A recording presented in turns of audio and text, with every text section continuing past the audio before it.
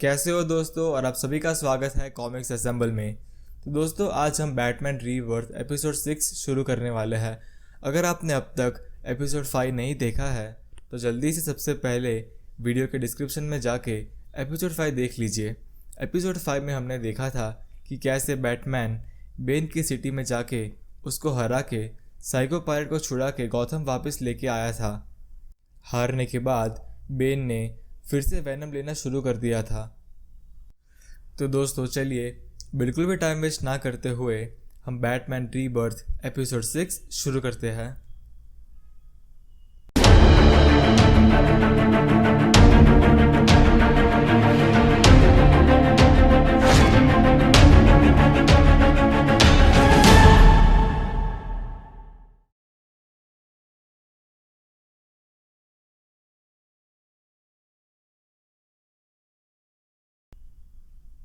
दोस्तों, इस वॉल्यूम का नाम है आई एम बेन। ये शुरू होता है आर्खम असाइलम में। डे 1। कोई अनजान आदमी आर्खम असाइलम में घुस आता है। बैटमैन साइको पायलट के सेल के बाहर खड़ा है, एक डॉक्टर और एक गार्ड के पास। पीछे से ब्रॉन्ज टाइगर आता है और सब पर हमला कर देता है। बैटमैन और गार्ड मिलके ब्रॉन्ज टाइगर को रोक लेते हैं।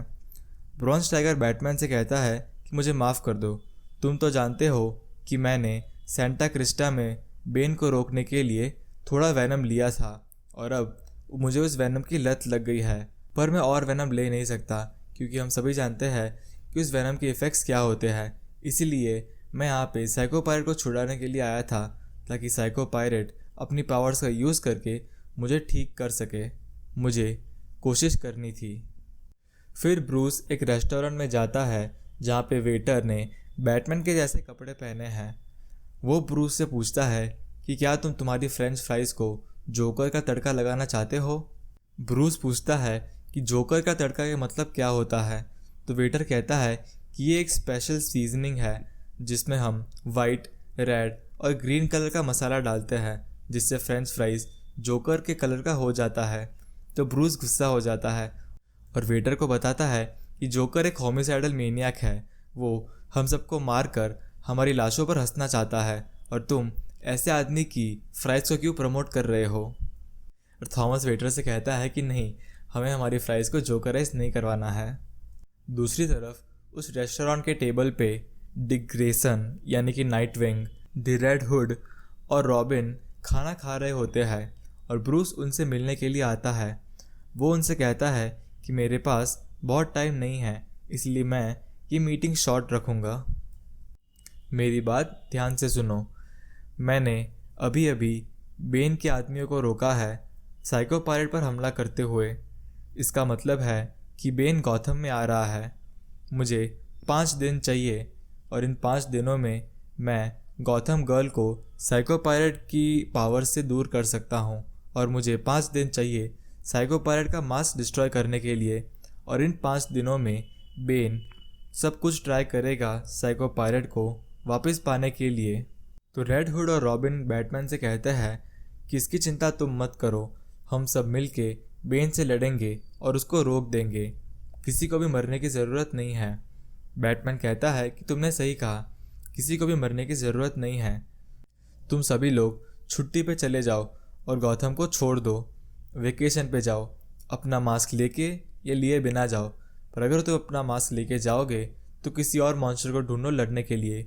बेन तुम सबसे ताकतवर है, शायद वो मुझसे भी ताकतवर है, पर मैं उसकी वजह से तुम में से किसी को भी मरने नहीं दूंगा।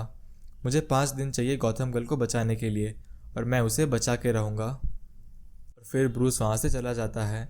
सभी लोग कहते हैं कि तो हम हर बार की तरह इस बार भी बैटमैन की बात ना मान के बेन से लड़ेंगे, राइट।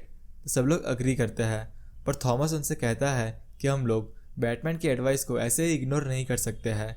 अगर बैटमैन ने कहा है कि हमें ये गॉथम छोड़ के चला जाना चाहिए तो हमें वही करना चाहिए।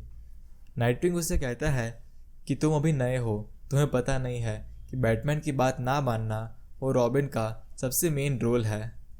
पर थॉमस खड़ा होकर कहता है कि नहीं, मैं बैटमैन की बात मानूंगा। अगर ऐसी ही बात है तो मैं रॉबिन नहीं हूँ, मुझे मरना नहीं है। और फिर वो वहाँ से चला जाता है।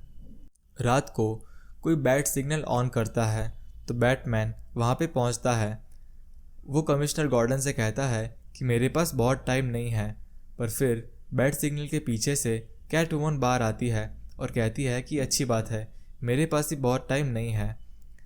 बैटमैन उससे कहता है कि तुम्हें यहाँ पे नहीं होना चाहिए, तुम्हें मेरे आसपास नहीं होना चाहिए। कैट वुमन कहती है कि मैं जानती हूँ, पर फिर भी मैं यहाँ पे आई हूँ। बैटमैन उससे कहता है कि बेन यहाँ पे आ रहा है और तुमने जो उसे धोखा दिया था सेंटा प्रिस्का में, उसके बाद अगर उसे तुम मिल गई तो वो तुम्हें मार देगा। कैटवुमन कहती है कि हाँ मैं जानती हूँ, और फिर भी मैं यहाँ पे आई हूँ। और तभी कमिश्नर गॉर्डन अपने पुलिस ऑफिसर्स को लेके टेरेस पे आ जाता है और वो पूछता है कि ये सिग्नल को किसने ऑन किया। फिर वो कैटवुमन को देखता है और उसे अरेस्ट करने के लिए उस पर गोलियाँ चलाता है, पर बैटमैन उसे वहाँ से भागने देता है।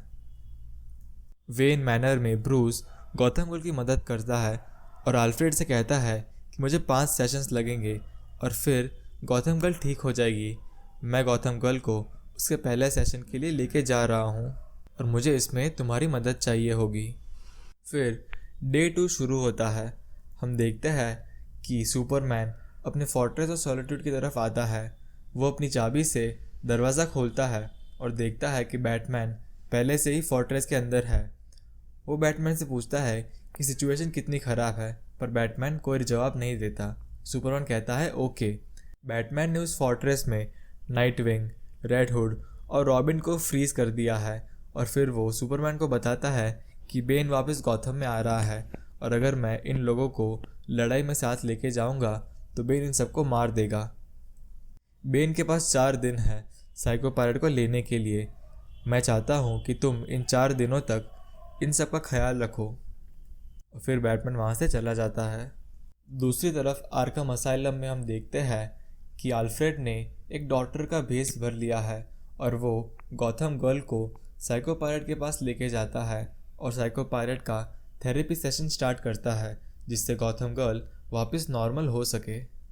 सेलिना काइल यानी कि कैट वुमन एक ऑर्फनेज के बाहर खड़ी है और वहाँ पे बहुत सारी कैट्स हैं। एक अनजान आदमी उसके पास आता है और उससे बातें करता है कैट्स के बारे में, पर फिर वो अचानक से सेलिना पर हमला कर देता है और उसे किडनैप कर लेता है। उसी रात दूसरी ओर कमिश्नर गॉर्डन अपनी वाइफ के साथ बात कर रहा होता है और वो उसे बताता है कि वो पुलिस फोर्स को ये हफ्ते छोड़ देने वाला है क्योंकि वो अब इस काम से थक गया है। तभी पीछे से एक आदमी कमिश्नर गॉर्डन पर हमला करने के लिए आता है, पर उसे जिम देख लेता है और उस पर वो हमला कर देता है। पर फिर सुपर विलन्स की पूरी टीम आ जाती है और वो कमिश्नर गॉर्डन को कैप्चर करना शुरू कर देती है। तभी थॉमस अपने बैट सूट में आ जाता है और कमिश्नर गॉर्डन को बचा लेता है। कमिश्नर गॉर्डन उसे शुक्रिया कहता है और कहता है कि क्या बैटमैन को इस सब के बारे में पता है, तो वो कहता है कि नहीं, बैटमैन को इसके बारे में कुछ भी नहीं पता। फिर पीछे से कोई और आता है और कमिश्नर गॉर्डन और थॉमस दोनों पर हमला कर देता है। बैटमैन आर्कम असैलम के बाहर खड़ा है ताकि वो निगरानी रख सके बेन के ऊपर। तभी बेन वहाँ पर आ जाता है। वो एक रूफ टॉप पर है।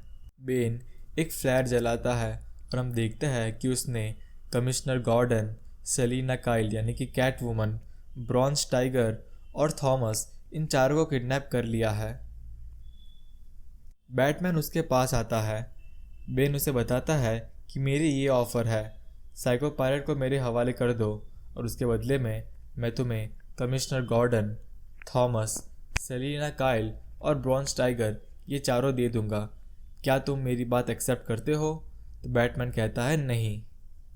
और इसके साथ में हम कॉमिक्स में देखते हैं कि इन्होंने एक बहुत ही अच्छा फ्लैशबैक सीन दिखाया है जिसमें पैरेलली दोनों साइड हम बैटमैन का ओरिजिन और बेन का ओरिजिन भी देखते हैं कि कैसे जब ब्रूस छोटा था उसके पेरेंट्स का मर्डर कर दिया गया था और फिर कमिश्नर गॉर्डन और अल्फ्रेड ने उसकी मदद की थी, और कैसे जैसे बेन भी जब छोटा था और उसके पेरेंट्स का मर्डर कर दिया गया था तब उसे एक प्रिजन में डाल दिया गया था और वो अपनी पूरी लाइफ अकेले रहा था। प्रेजेंट में वापस बेन बैटमैन से कहता है नहीं नहीं, और फिर वो बैटमैन पे हमला कर देता है। वो उससे पूछता है कि तुम जानते हो मैं कौन हूँ? तुम्हें क्या लगता है तुम मेरे घर पे आके मेरी लाइफ को डिस्ट्रॉय कर सकते हो, मेरे घर को डिस्ट्रॉय कर सकते हो और मुझसे सब कुछ ले सकते हो? तुम्हें लगता है तुम मुझसे दूर भाग सकते हो और इस घटिया शहर के पीछे मुझसे तुम बच सकते हो? तुम मुझे मना नहीं कर सकते हो। तुम नहीं जानते हो कि मैं कौन हूँ। मैं कोई जोक नहीं हूँ, मैं कोई रिडल नहीं हूँ, मैं कोई बर्ड नहीं हूँ, ना ही मैं कोई कैट या पेंगुइन हूँ। मैं कोई स्केयर क्रो नहीं हूँ या कोई प्लेनेट या कोई पपेट। मैं कोई तुम्हारा टूटा हुआ फ्रेंड नहीं हूँ या फिर कोई तुम्हारा टीचर जो तुम्हें डिस्ट्रॉय करना चाहता है।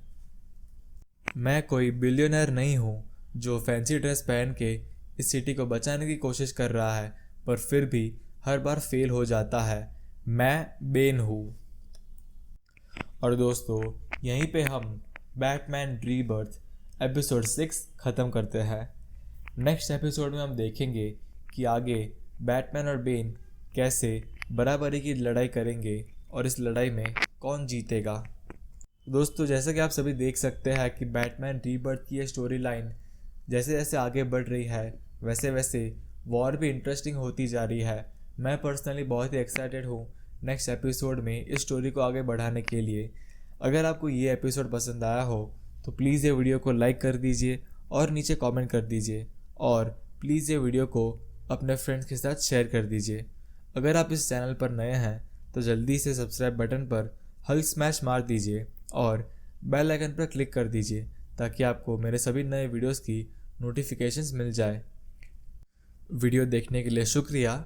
मेरा नाम है नील और नेक्स्ट वीडियो मैं जल्दी ही रिलीज़ करूँगा।